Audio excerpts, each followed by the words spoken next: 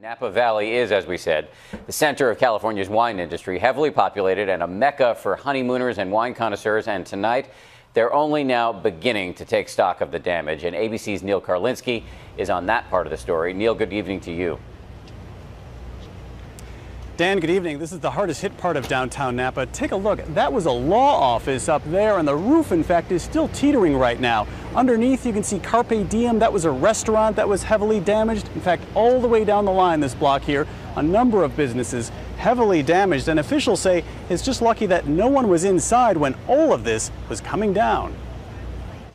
The quake struck right in the heart of a city that prides itself as one of the most pristine, sought-after destinations in all of California.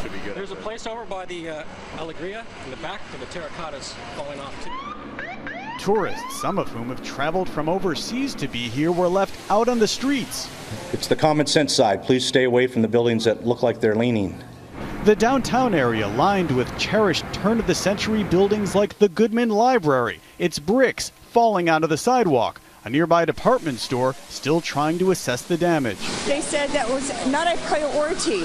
But the building, if this keeps up, the building's going to collapse. Just yesterday, thousands of tourists filled downtown for a music and food festival. Today, hotels are cleaning up. The glass from the mirrors came and put shards and fragments everywhere. And so any time I tried to move, I got glass in my feet.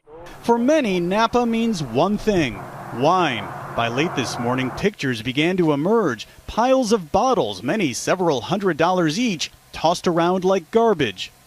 At the Signorello winery, they managed to escape the quake mostly unscathed, but their entire 2014 vintage sits in these tanks, and without power soon, it could all be ruined. We're going to try to get a generator. It will be nice to have power some point today. Tomorrow could be too late. City officials, meanwhile, were busy red tagging at least 15 buildings now believed to be unsafe.